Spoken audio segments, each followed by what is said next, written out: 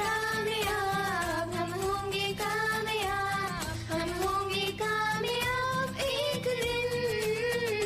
हो मन में है विश्वास, पूरा है विश्वास, हम होंगे कामयाब एक दिन।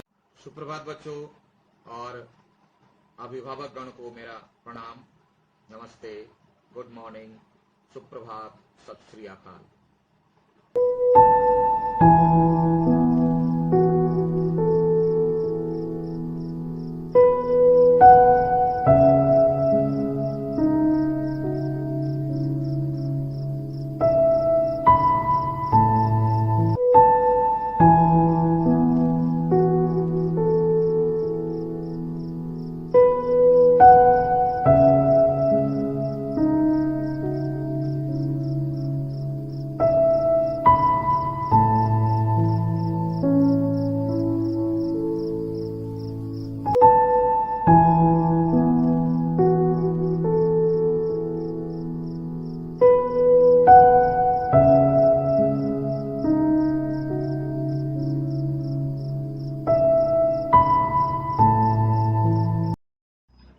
चलिए बच्चों, तो निकालिए कक्षा 10 के लिए साहित्य सागर पद्य भाग। हम लोग पढ़ रहे थे पद्य के पद का पाठ संख्या 8 भिक्षुक। आशा है कि आप भिक्षुक कविता को समझ रहे होंगे। मैं फिर याद दिला दूं कि भिक्षुक कविता निराला की बहुत ही ज्यादा प्रसिद्ध कविता है।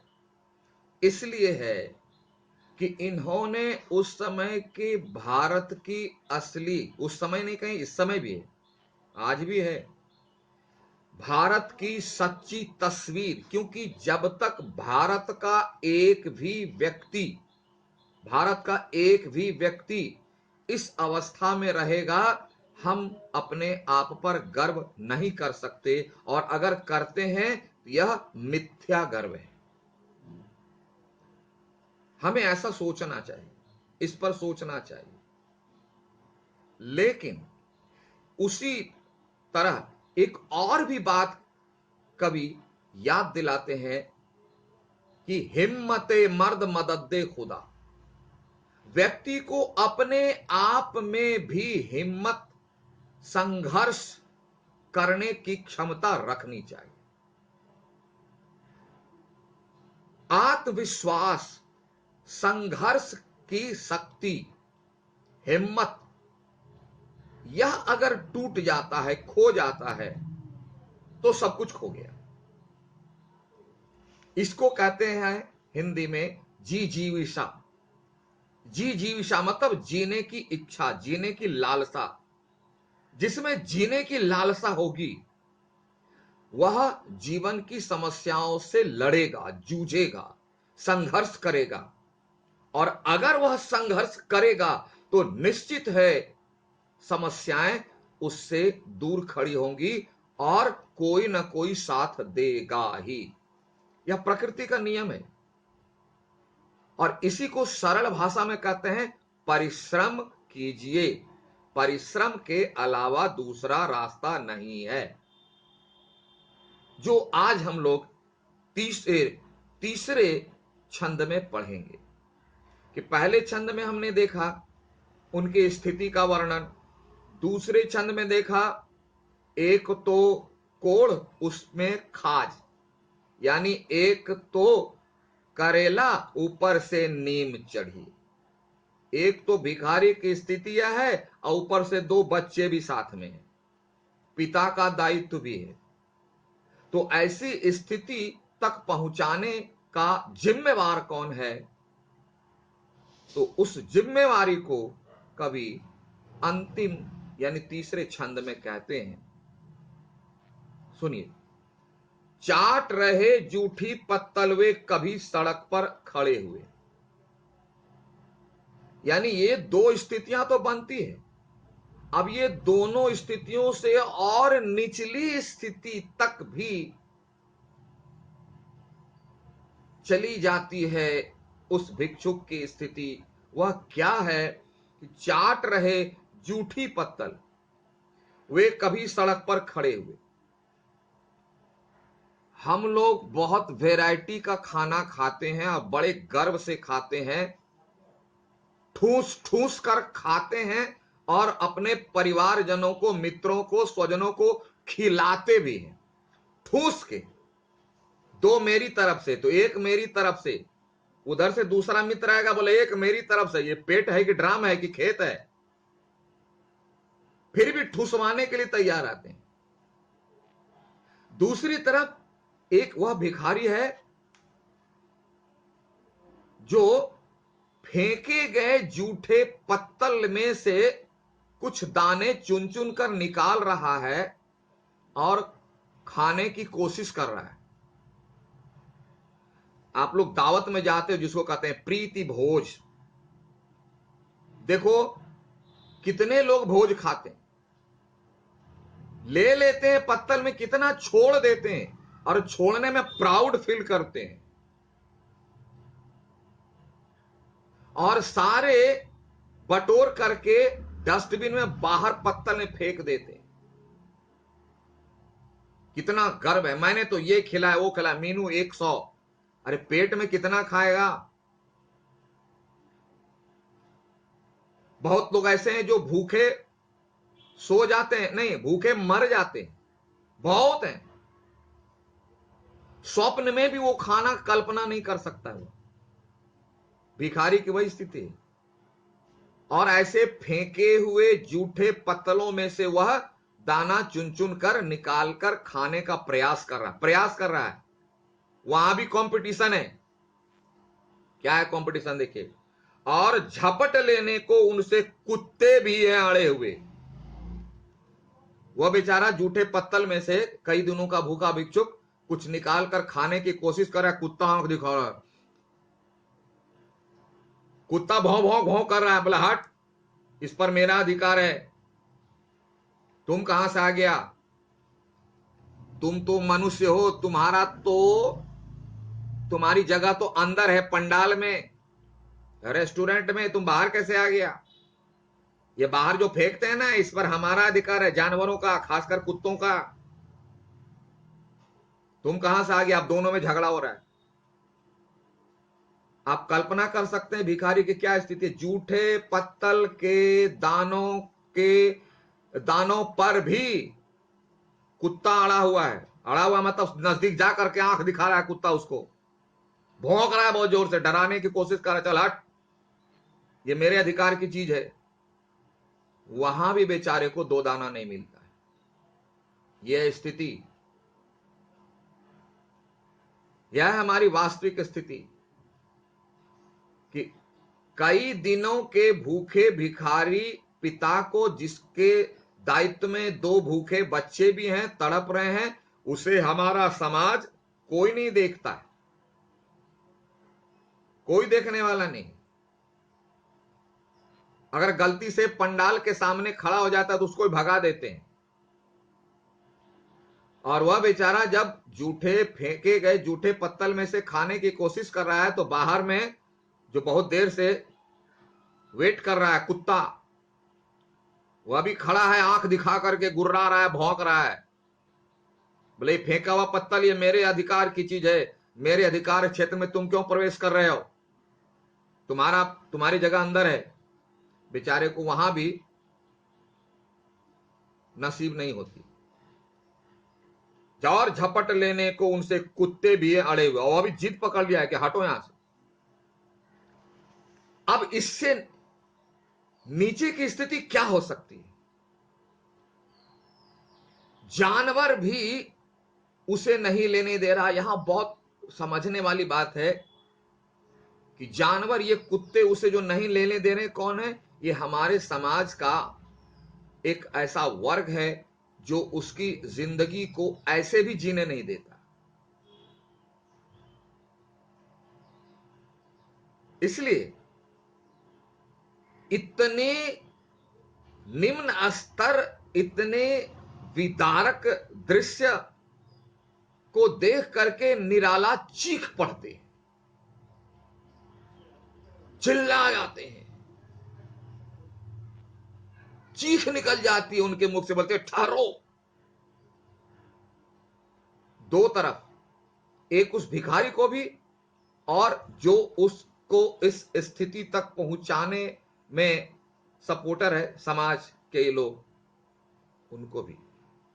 ठहरो, अहो मेरे हृदय में अमृत, मेरे हृदय में है अमृत, मैं सींच दूंगा। जब कोई किसी को, कोई उसको सहारा नहीं देता, उसकी स्थिति बद से बदतर होती जा रही है, पहुंच गई है, तो निराला चीख पड़ते हैं और कहते हैं ठहरो, रुकने के लिए।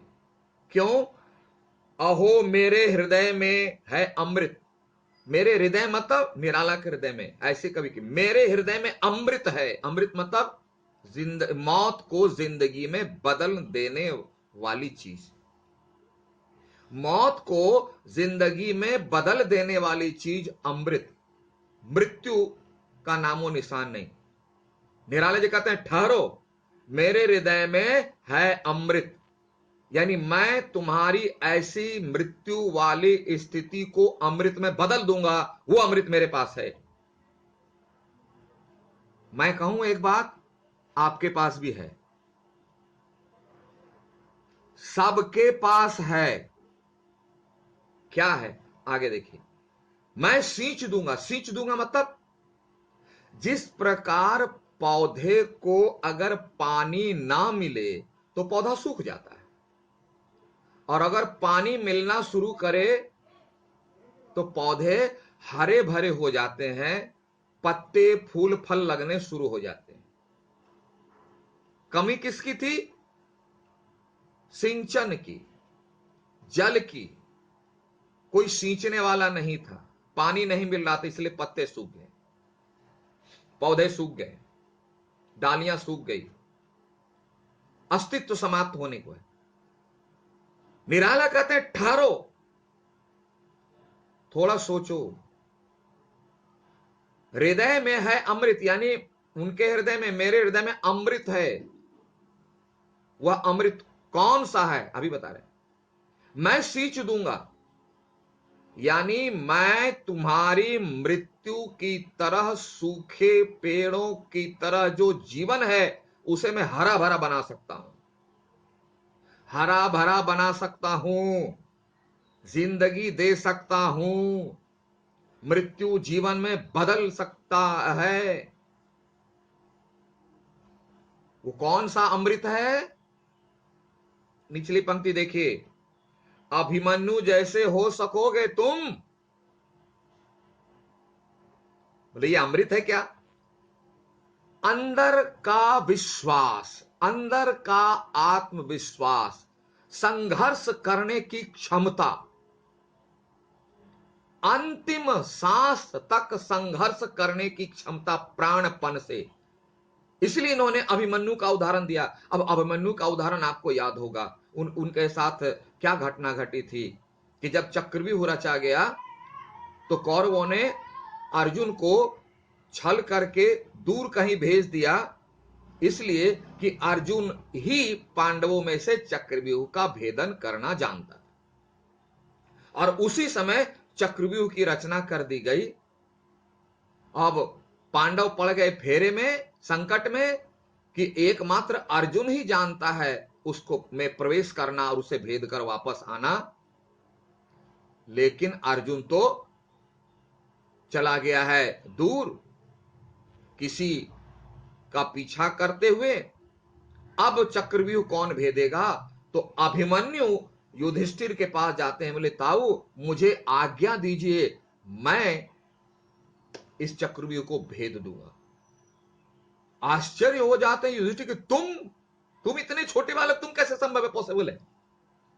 तब सारी कहानी बताते हैं कि मैं जब मां के गर्भ में था तो पिताश्री चक्रव्यूह को तोड़ना और उससे निकलना सिखा रहे थे, लेकिन मेरा दुर्भाग्य था कि मैं प्रवेश करने तक तो सो गया, लेकिन जैसे कैसे निकला जाता उसमें मां सो गई और मैं सुन नहीं सका। तो मैं तो भेद दूंगा और तब तक पिताश्री आ जाएंगे। भेदा, उनके साथ भीम को लगा दिया पीछे सुरक्षा में, लेकिन भीम पीछे पड़ गए। और वहां जो है अंतिम सांस तक अकेले वह बालक 7 महारथी, यानी रथी मतलब रथ पर सवार होकर के जो युद्ध करने वाले हैं, वीर हैं, उसे महारथी कहते हैं। रथ पर सवार 7 महारथियों को पछाड़ दिया। 7 महारथियों ने मिलकर उसे मारा। जबकि युद्ध का नियम ऐसा नहीं है। युद्ध का नियम है दोनों समान परिस्थिति, समान अस्त्र शस्त्र की अवस्था में लड़ेंगे, बराबरी में। कहां एक निहत्था बालक और सबको परास्त कर रहा था। दुर्योधन ने आज्ञा दिया, क्योंकि सेनापति वही था कौरव का। सब लोग कहने लगे दुर्योधन ये तो बच्चा हारने वाला नहीं है, ये तो एक छोटा बच्चा अकेले सबको परास्त कर रहा है।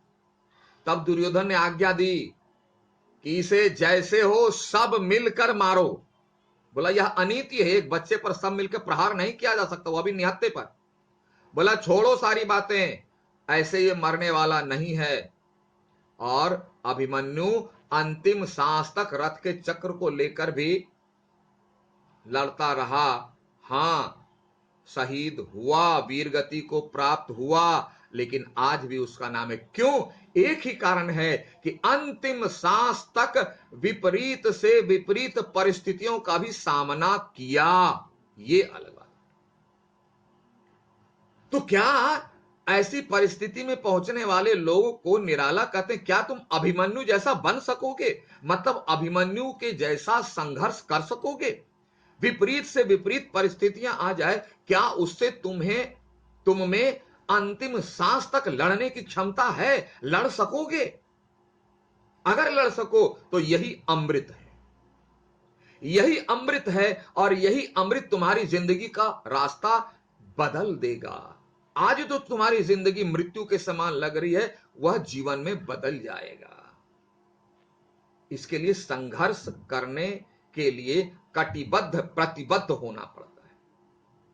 इसलिए उन्होंने कहा कि अभिमन्यु जैसे हो सकोगे तुम्हारे दुख मैं अपने हृदय में खींच लूंगा। यानी जो तुम्हारे अंदर दुख है, अगर तुम अभिमन्यु जैसे बन गए संघर्षशील, तो दुख मैं खींच लूंगा, यानी दुख आ जाएगा बाहर। यही वह मंत्र है, जहां चाह वहां राह, परिश्रम के अलावा कोई रास्ता नहीं। यही वह मंत्र जो है अमृत है। क्या? अभिमन्यु के तरह संघर्ष करना, यही अमृत है। आप भी अभी सिर्फ और सिर्फ और सिर्फ पढ़ाई पर ध्यान दो, घर में अभ्यास करो।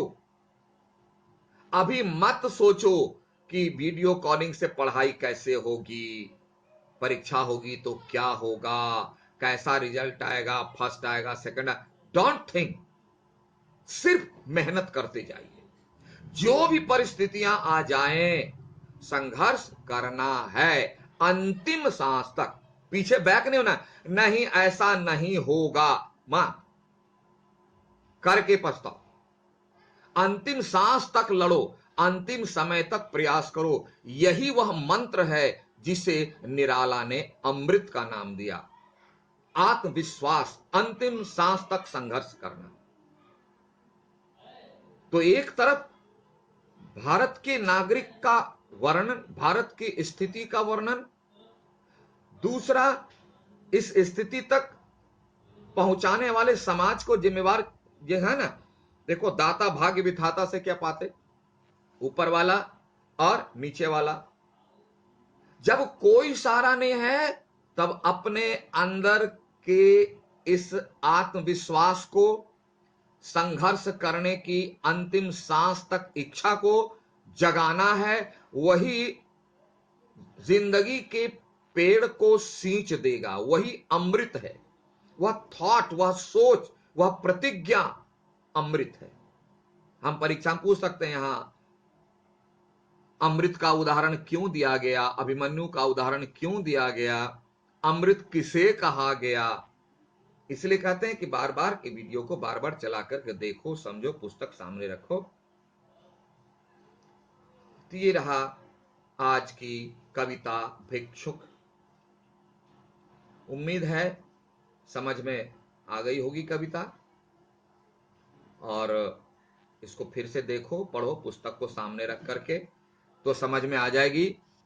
और फिर मैं याद दिला दूं, पद्य में पद्य जितना भी पढ़ेंगे सभी पद्य का ऊपर में कॉपी में नाम और छंद संख्या 1 2, जैसे इसमें 3 छंद हैं तो छंद 1 2 3 आप कर करके सभी का अर्थ लिखोगे अपनी कॉपी में और इस तरह से बना लोगे ये ऐसे।